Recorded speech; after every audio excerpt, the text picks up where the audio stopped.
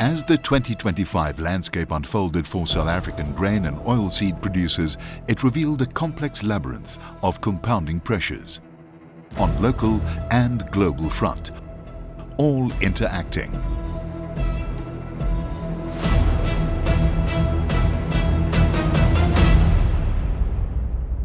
Ek dink kommoditeitspryse is 'n kommernis en die winsgewendheid in al ons graan kommoditeite is 'n reuse probleem. Wêreldvoorrade speel 'n rol en dan verre droogtes in sekere gebiede en die wisselvalligheid van die reënval het veroorsaak dat ons produsente onder geweldige druk verkeer op die oomblik. I think the biggest things that are coming home to roost are the big price cycles. I think the wheat producers picked it up first, and they're in a very, very tight situation, and it's also coming home now in the summer producing areas. Adding to this, the low prices follow a season marked by a rise in input costs. At the same time, the local foot-and-mouth crisis has led to a reduced grain demand from the feed industry. We're in for a fight for survival for the next few years, and it's really going to take the best of us to make sure that we see this through. Wat ons in ons afdeling baie hard aan werk is regdeur van die insetomgewing, die opplaasomgewing en ook dan na die plaashekomgewing is om deursigtigheid in die mark te skep.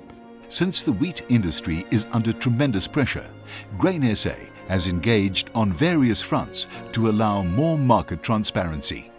Subsequently, statutory measures now require the inclusion of wheat in the declarations of import and export intentions. Yet the wheat tariff system remains a challenge.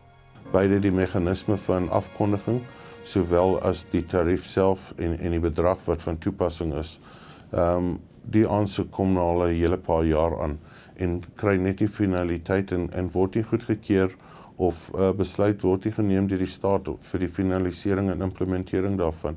En dit affekteer die bedryf en sy winsgewendheid. To assist the profitability of our wheat producers, the Grain SA team managed to negotiate exemption criteria to allow for higher yielding cultivars. Ons het dit ook reg gekry dat ons kan begin witkoring teel en produseer in Suid-Afrika. In terms of the larger grain industry, the designation of leaf services for grain inspection has now officially been revoked. Dit is een van die eerste aspekte wat minister John Steenhuisen gesien het, hy die bedryf mee kan help.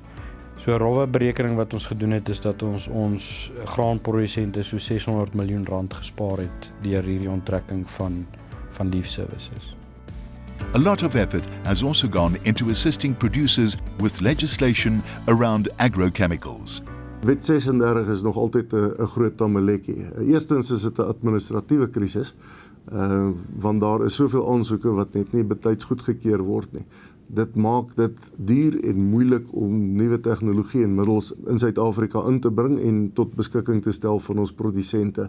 Terwyl ons 'n gewilligheid ervaar van die nuwe regering, die GNU, om beleid in te stel en meer tot voordeel van landbou en graanprodusente. Dit vat eenvoudig net te lank. Dit plaas geweldige druk op ons, waar ons in besigheid intydsbesluite elke dag moet neem, om ons winsgewendheid en volhoubaarheid te verseker.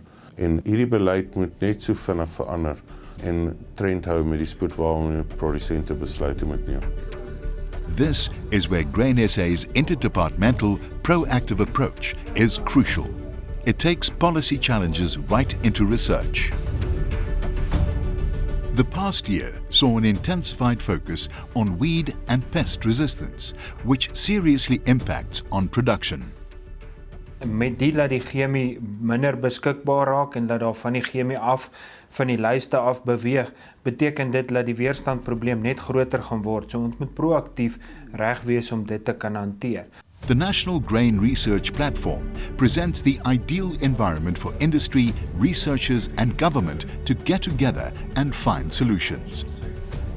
The platform gives Grain SA the opportunity to convey the real needs of producers, from increasing risks affecting plant health to practical options for climatic disruptions.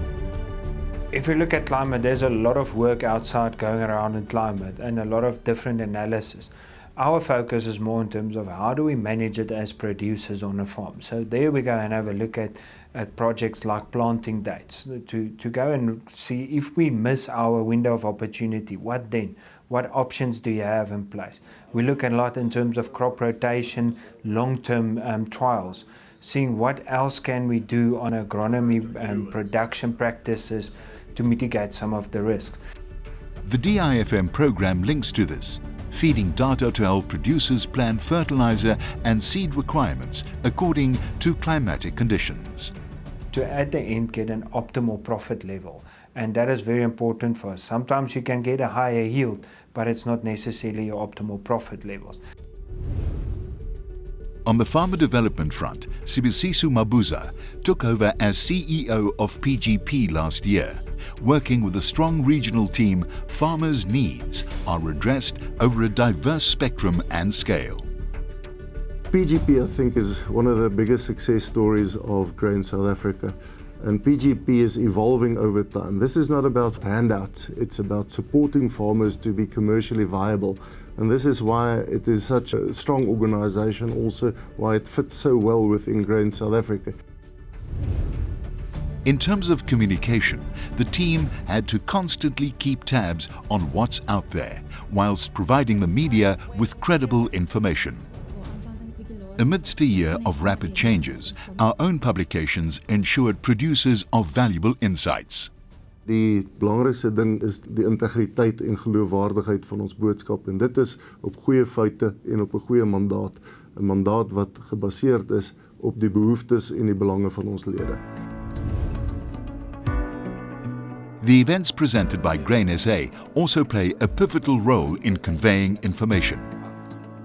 Each event's got its own purpose and its own culture regarding it. You can easily write stuff in articles and press releases, but there's nothing that showcases something like the real interaction. When you've got interaction with people, you can see the emotions, you can see the effects, and you can see the results. The increasing interest in all the NAMPO shows not only reflected in attendance figures, but also in the visitors' profiles. NAMPO het 'n belangrike rol nie net as 'n vertoonvenster nie, maar as 'n plek waar mense bymekaar kom. Laas jaar was nogal gekenmerk deur bitter baie politici en regeringsamptenare wat deelgeneem het. Die lekker ding daarvan is dat ons indringende gesprekke met mekaar kan voer. Maar NAMPO bly altyd graanprodusente se plek waar ons bymekaar kom om ons planne te maak om graanproduksie beter te maak in Suid-Afrika. The 2025 Grow for Gold event also offered the opportunity to share information on technology while recognizing yield achievements. The day of celebration was presented in conjunction with the first PGP Ukukula conference and added a colourful traditional touch to this groundbreaking event. The 2025 Grain Awards ceremony brought industry together in a unification of success stories.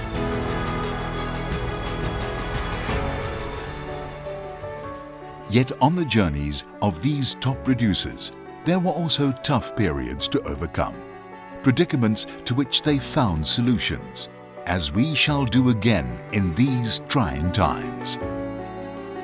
Ons sal deur hierdie moeilike tye moet kom, en ek dink mekaar ondersteun, en ek dink dit is seker die belangrikste element daarvan.